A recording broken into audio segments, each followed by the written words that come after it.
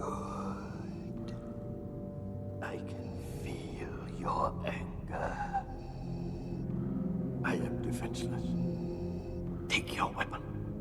Strike me down with all of your hatred, and your journey towards the dark side will be complete.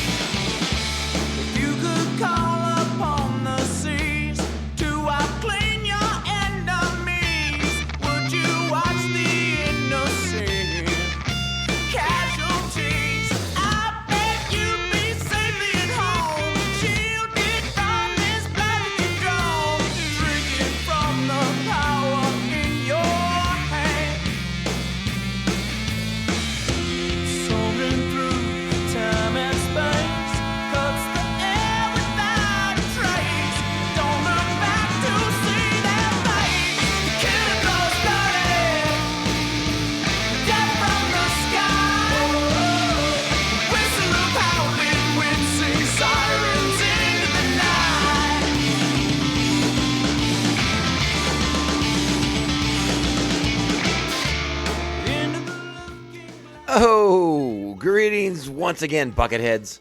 Mavar Tigar. Welcome to another audaciously animated episode of Mandovision.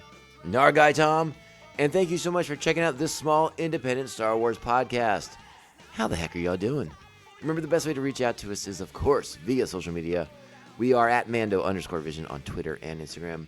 You can email the show at mandovisiontom@gmail.com.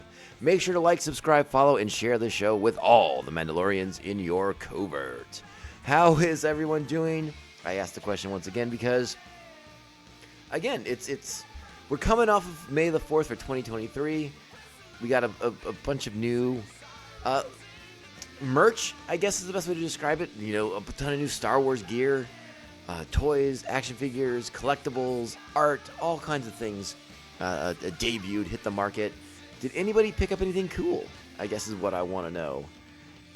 I'll answer the question first. No, I haven't yet. Just some bad timing on my part. I was like, ooh, money's a little tight at this particular moment in time. But there's a couple things that caught my eye. I recently picked up my first Star Wars shirt from Roosevelt's. And it's super cool. If you've not picked up one of their I think it's pronounced the Kunuflex shirts, they have like the button-down shirts that they have in Star Wars prints. They're freaking cool. They're freaking awesome.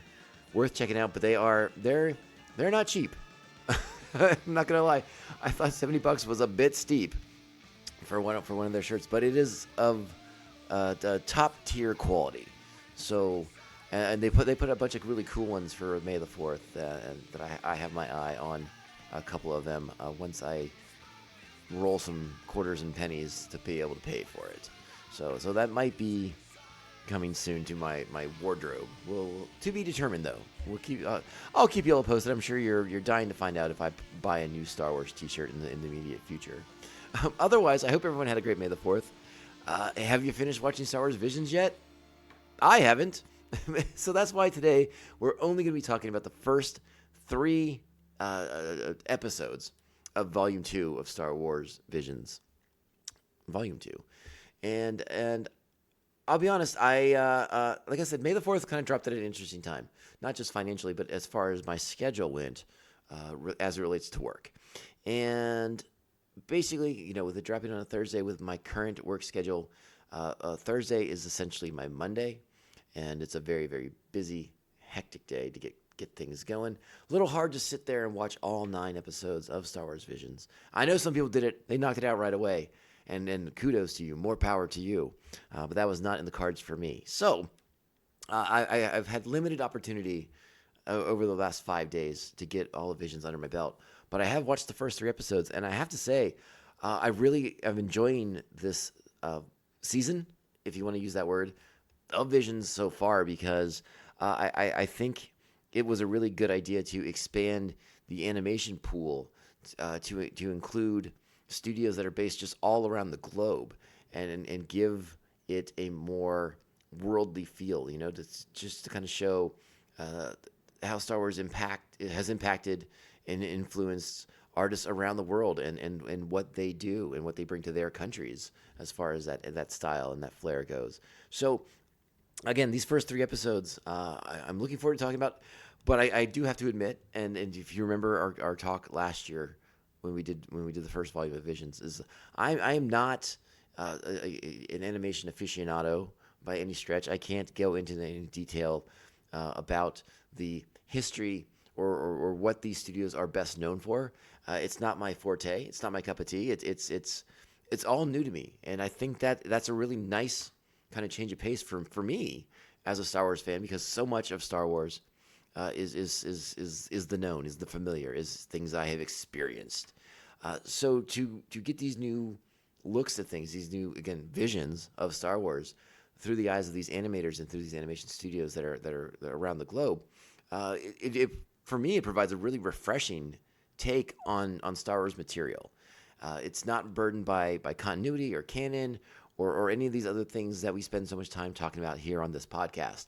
And I'll say the word refreshing, because it is kind of cool to be able to just sit down and watch something that is, Star Wars in every sense of the word, but is uniquely different from anything else we've seen before with Star Wars associated with it. I thought the first volume of Visions was good. There's highs and lows on it. I'm sure Volume 2 will have highs and lows in it. But I do have to say, the first 3 episodes I liked quite a bit. And I think part of it is because of those very different animation styles that were in place. Volume 1, very, very obviously very Japanese influenced. The anime look of a lot of it permeated that first volume. And that made it cool in its own right. But this is a different beast this time around.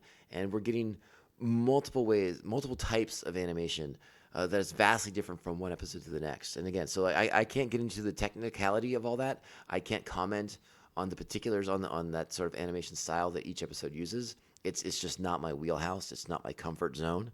But we can talk about the stories. We can talk about what's on the screen, and that's what we're gonna do. So, you're gonna get a person who has admitted to not knowing much about animation, talking about animation. So brace yourself. This could be a fun couple of episodes as we work our way through Volume 2 of Star Wars Visions. So just keep that in mind. But one thing I do feel qualified to talk about is Star Wars. So on that front, I think we're all going to be good. So if anybody out there in the audience is an animation expert, if you are uniquely familiar with the studios doing these installments on Visions Volume 2, reach out, let me know, and kind of help educate me more on what these studios are known for, what they bring to the table as far as the way they tell stories and things like that. Because I'd love to know. I've done some light reading on a little bit of each of the studios involved, but not enough that I feel informed enough to really sound off with any sort of confidence. Again, I don't want to. This podcast is about me expressing my Star Wars love and trying to sound like a fake pseudo intellectual about animation that I don't know, that I don't follow, is about as disingenuous as it can get. So I'm not gonna try. We're gonna stay in our lane of integrity and just admit that we don't know that much about animation, and we're gonna roll with it. But we do know a lot about Star Wars, and that's what we're gonna talk about. So that being said, it is time. Strap on your buckets. Let's go. Just did the Castle Run in 12 parsecs. Not if you round down, buddy. Yeah. The first episode in Star Wars Visions Volume 2 is titled Sith. Its original air date was May the 4th, 2023. It's written and directed by Rodrigo Blas from Studio El Guerrieri. Excuse me, my goodness. I practiced that word so many times that it came out much easier than it actually did when I recorded. So that's on me. El Guiri, I think, is the correct pronunciation of that. And that's a studio based out of Spain. So I think that's pretty darn cool. Our plot for this installment: a former Sith apprentice leading a peaceful but isolated life is confronted by the past when her old master tracks her down. We're off to a rough start, folks. I sincerely apologize. Our voice cast for this episode is pretty straightforward. It's Ursula Cabero as Lola and Luis Tosar as the Sith Master. Pretty straightforward stuff. We are introduced to Lola in this episode as a character who she's I guess we could title her something as like the repentant Sith, right? She's walked away from that lifestyle. She's trying to express herself through art now. Something happened to her in the past. She has a cybernetic right arm. Again, you would think that maybe was the moment that awakened her or opened her eyes to the idea that the path of the Sith was not the path for her. What really stands out to me with this episode, aside from the little droid E2, which might be my new favorite droid in Star Wars, because that droid E2 is awesome, and I would love to see that droid cross over somehow into the main canon, into the main lore of Star Wars. That E2 droid is awesome, and I almost gasped when it looked like the Sith Master was about to rip that droid into a billion little pieces, because that droid is rad. It's so cool. But this episode's art, you're going to hear me say this a lot about these first 3 episodes, but it's a visually striking style. It's very dynamic, very fluid. And I think what really helps this episode excel is it's a really kind of intense color palette that they use throughout the episode, particularly once Lola and her former Sith Master engage in conflict, and the way that the vibrant animation just like explodes from the background around them as they fight. It's a really just a stunning visual, and it's beautiful to look at. It renders the action in a very unique format, and I couldn't get enough of it. I was very taken by what they were doing with this sort of like art exploding around every time their lightsabers clashed. It was really just awesome. I thought it was really, really cool. And again, that color palette sort of used to underline the fact that Lola's trying to change her path, right? Like we opened the episode with her trying to do things with the Force and trying to do beautiful things with it, but that darkness that's in her sort of corrupts and corrodes, and it's not until she learns to embrace the darkness that the darkness is part of the art, the part of her life, that she's able to express it in these beautiful, colorful, vibrant, bright ways. That for there to be darkness, there must be light, and vice versa. It's again, it hits on a lot of things that Star Wars has done well in the past, but the visual presentation on this particular aspect and in this particular story is striking. I really did enjoy it. I would be fascinated to go back and know more about the Lola character. I found this all very, very cool. The Sith Master character rendered beautifully, intensely, hauntingly. He strikes terror when you see him. The way he drags his lightsaber blade on the ground, causing those sparks to shoot off the ground, it's so cool. Just a great touch of adding some real serious menace to the character. And again, very visually striking. Sort of reminds me of some of the Sith Lords we had met through the years in the Old Republic video game series from BioWare. And again, it's a short one. It's like 15 minutes long, like most of the episodes in this season. So you kind of get to the point of things really, really quickly. Whatever themes and story elements they're trying to get to, they cover very, very quickly. But this is also a sort of a sparse episode, right? Like it's not packed with a lot of like dense dialogue. It's not trying to do too much. It knows the story it wants to tell. And it tells it very effectively. The visuals convey the story and what they want to do insanely well. I really liked this opening chapter. I thought it was very, very, very well executed. And again, the colors alone is what caught my eye. That is what sort of seared into my brain. They do the darks, the blacks and the reds for the Sith very, very well, but it's those moments of intense color, like oranges and purples and things like that, that explode across the screen, and really sort of sear themselves into your brains. And it's very well executed. I enjoyed this one quite a bit. I thought this was a strong start to the season, and again, this is what you want. They did this last year when Volume 1 kicked off, and it opened with the duel, which was probably still my favorite of the batch from Volume 1. But that was a great way to start the series, right? Like, you get something pretty intense, pretty eye-opening visually, and something this is a unique interpretation of Star Wars lore to kick off your run through the rest of those episodes in Volume 1. I think this does a very similar thing.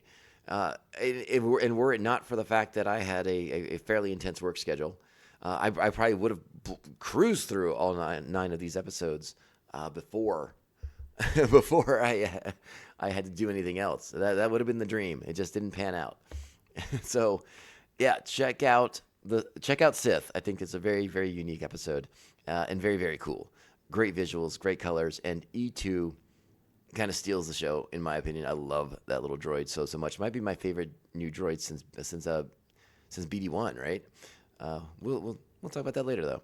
All right, good one. Check it out. I give this opening installments 9 buckets.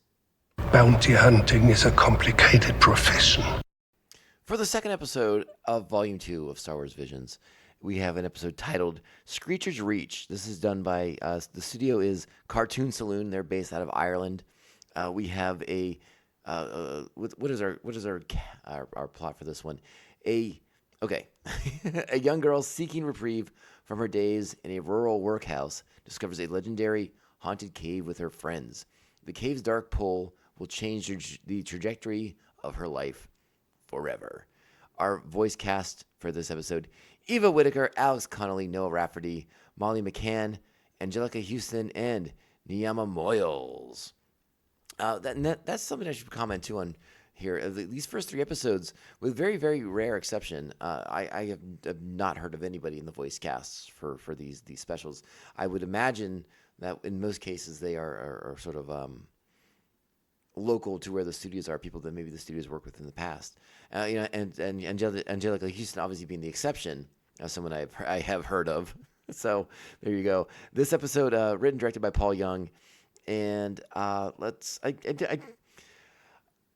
visually a very different episode from what we saw in Sith. As far as I think Sith may have had a little bit of a CG animation thing going on. Perhaps not. Again, I'm not an expert. I'm just using my eyeballs here. This had much more of a watercolor feel to a lot of it. Really great use of shadow and light. The animation is haunting in a sense, and it really lends itself to the story they're trying to tell of this group of kids who the plot says they work in a workhouse. I feel like that's generous because wherever they are, definitely felt like child labor, and again that could be a workhouse too. But I sort of wondered if it sort of feels like maybe there's like a version of an imperial presence here, forcing these children into labor. It's a little unclear though. There are things that are visually reminiscent of some of the Imperial war machine, but it's not overt here. There's not a lot of obviousness in it. They're just a far removed planet, and this is just sort of the society, the culture that these kids grow up in. And when one of these children wants to rebel, wants to get away from this, wants to escape this, and they feel the call, they feel the pull to this haunted cave called Screecher's Reach, and they're going to go see a ghost. And it's Star Wars, so I think we have a good idea. We have a familiarity with haunted caves. We've been to one on Dagobah. We know that these things may have something to do with the Force. And while this cave is different from the Dagobah cave in many instances, because it is haunted by an actual presence, as opposed to being a sort of repository for dark side power, you get the cave lends itself to atmosphere, right? it gives it a real haunted house feel in a Star Wars piece of animation.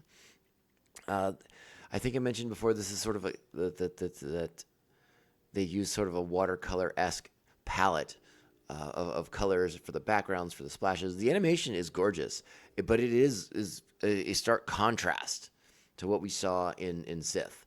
And I like that change up. I like that going from sort of, and again, this maybe not be the exact correct reference, but from going from one side of the spectrum to another side of the spectrum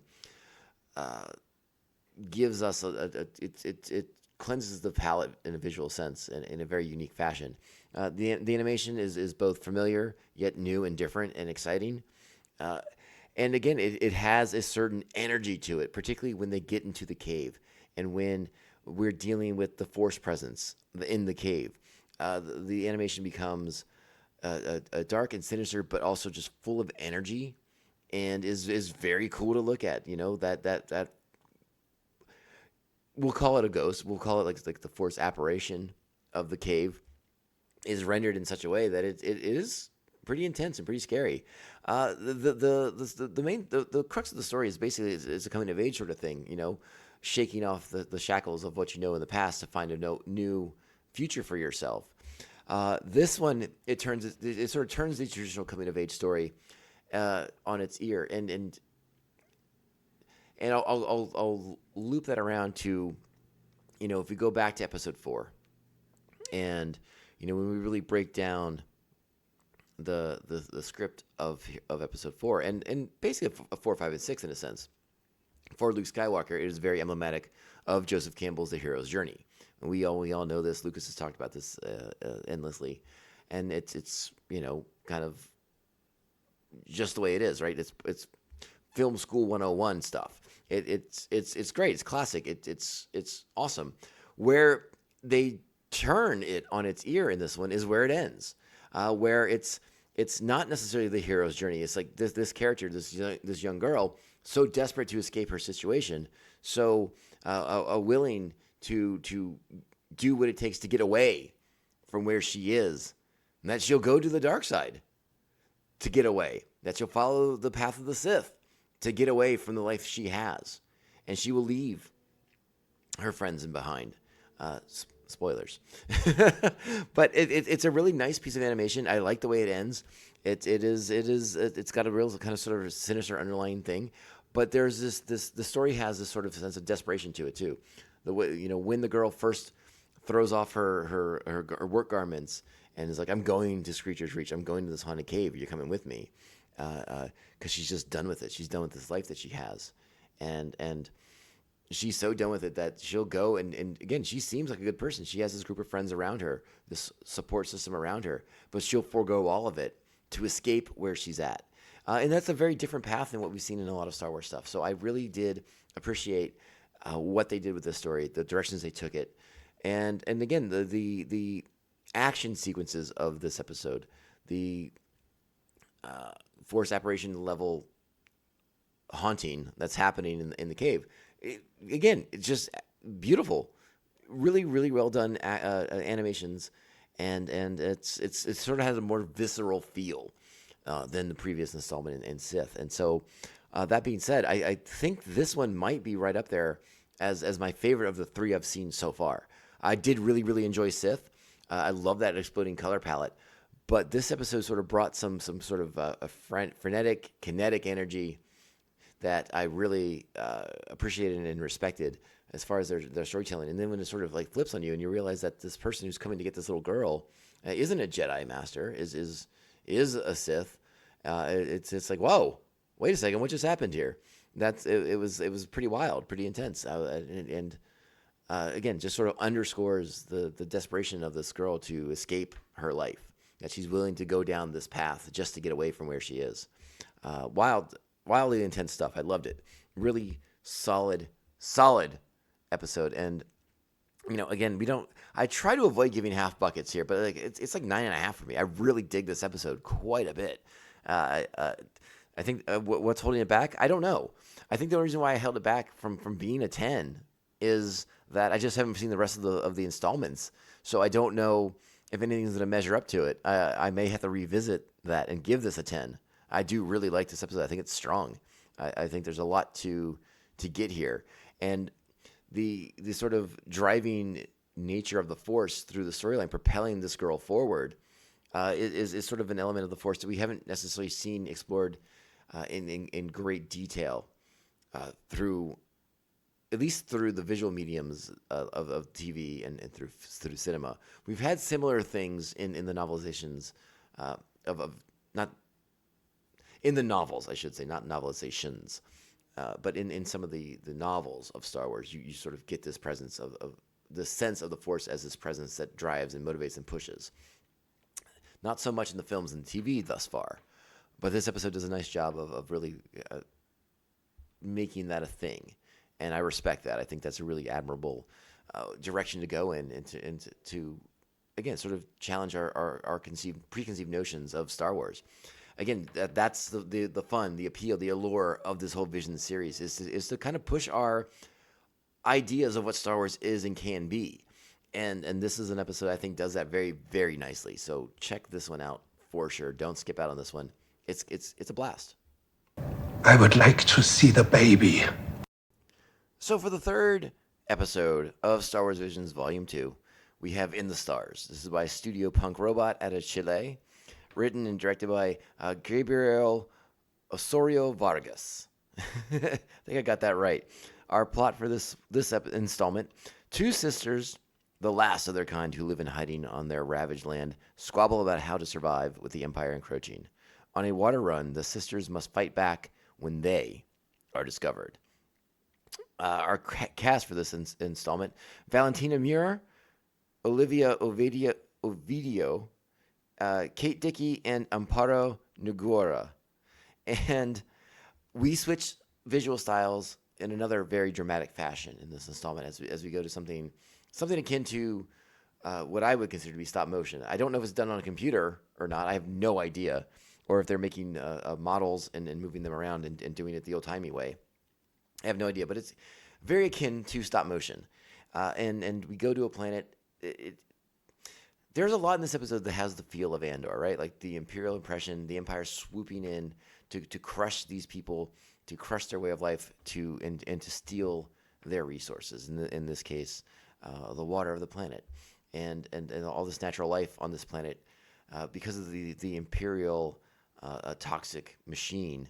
The sun and the stars are blotted out, and the sun and the stars bring many of the plant life alive, and the way they express their art through these plants and through the colors they get from the flowers on the surface.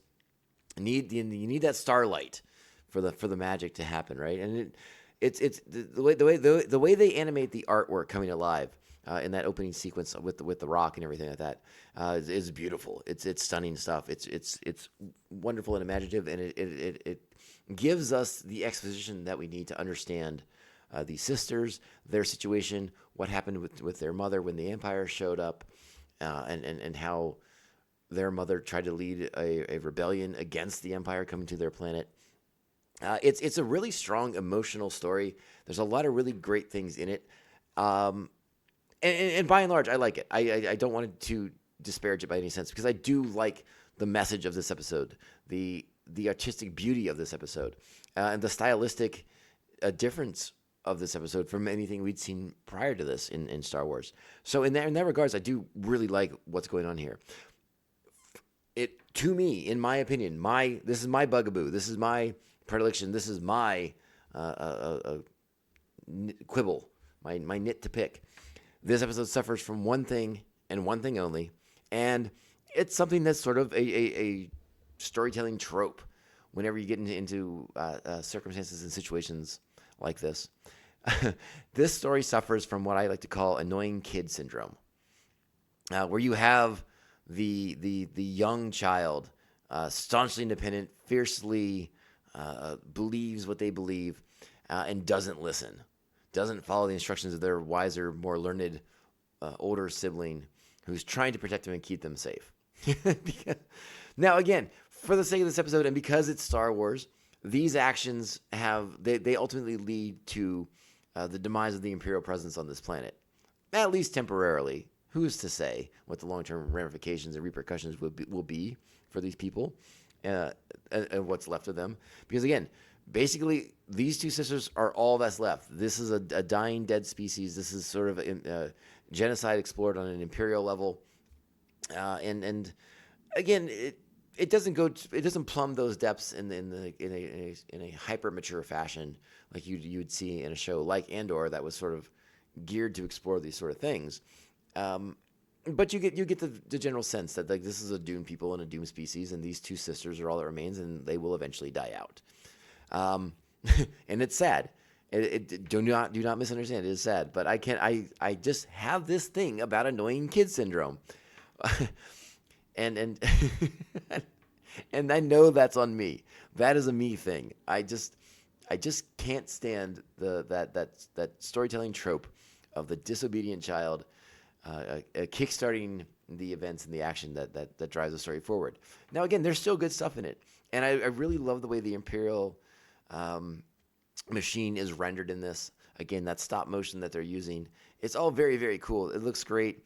The stormtroopers look cool as heck, and I like so much of it. They do a lot of things really, really right. But my only knock on it is that kid thing. If that kid wasn't so annoying and didn't disobey her sister and follow her into the Imperial facility. Now, again, if she didn't do these things, it doesn't spur them into action. It doesn't spur them to resist, to rise up against, and to ultimately destroy this Imperial facility. So again, you need that to happen. I understand how the story works. I'm just saying. But again, if you can if you can look past that, if you can take that out of the equation, again, you have a really nice story of these two sisters coming together, honoring their mother, honoring their people, and putting an end to the Imperial occupation on their planet. Now, again, it's a little straightforward. It's a little simple. Does the Empire return, just rebuild and do it all again? Who's to say? But for this moment, this is a nice victory for these two sisters, as they, more than likely face eradication, the end of their species as they know it. It's not predetermined if these are a space-going people, if they ever leave their world, if they even know about the other planets in the galaxy.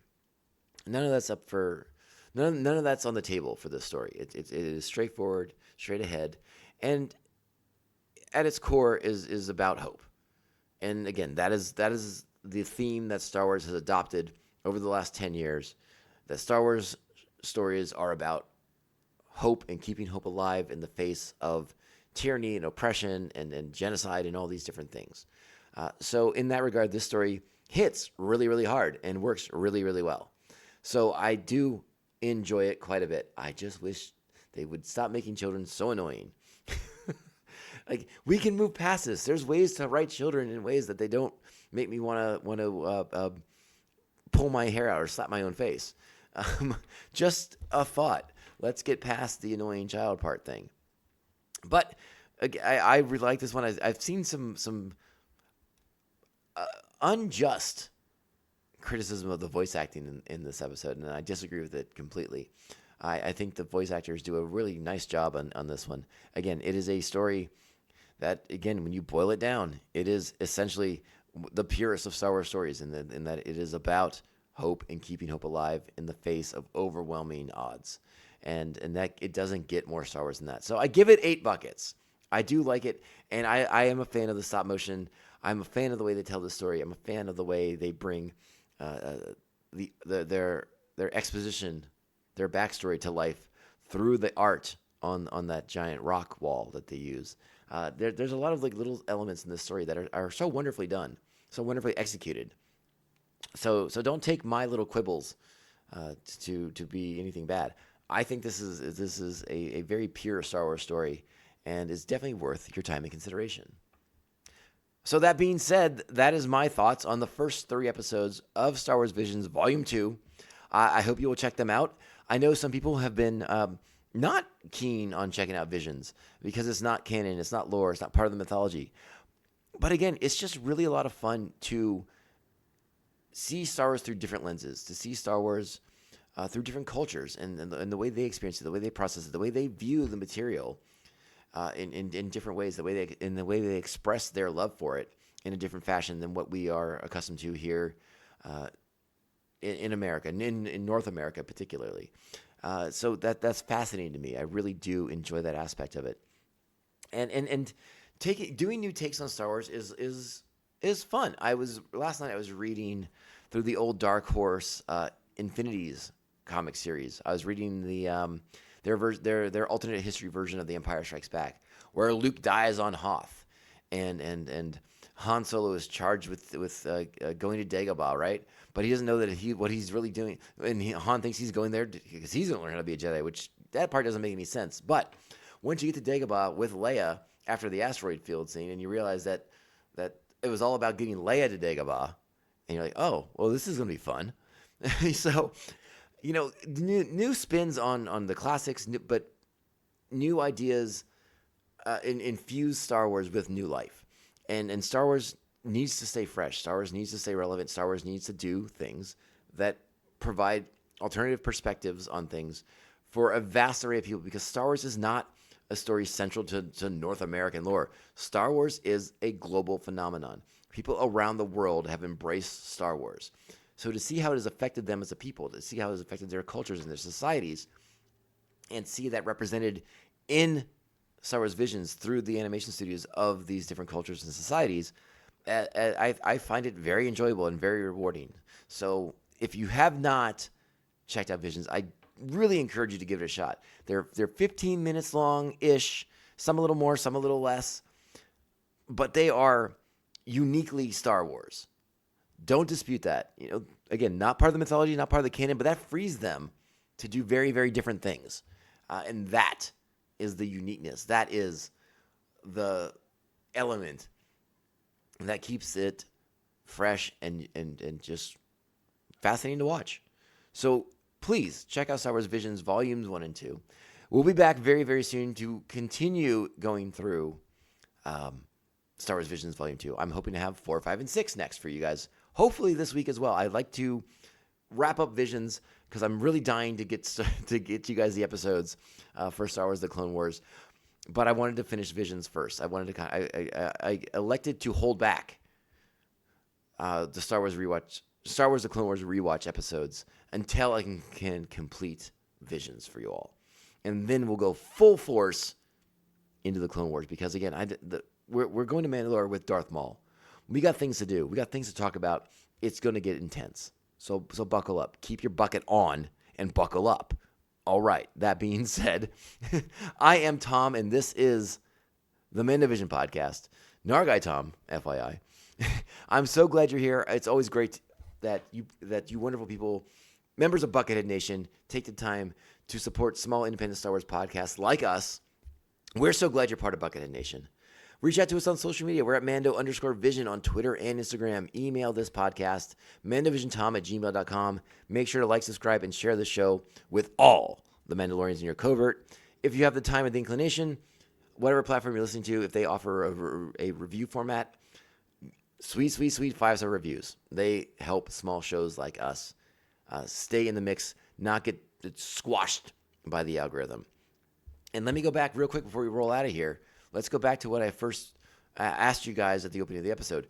If you got anything cool on May the 4th, if you picked up any rad deals on Star Wars gear, merch, accessories, artwork, whatever, let me know. Hit me up. Tag me in it on social media. Send me an email. Send me a pic. Whatever it is you got to do. Let me know. I'm very curious. There was a lot of cool stuff that hit the scene on May the 4th last week. So let me know what you snagged, what is now proudly on display in your home. I want to see it. All right, Buckethead Nation. We'll be back very soon I'm assuming we'll cover at least the next 3 episodes of Star Wars Visions later this week. So make sure you're following the podcast, because it'll just pop up into your feed when it's ready to go. Don't worry about that. All right, my friends, you know this podcast can only end one way. This is the way. This is the way. This is the way. This is the way.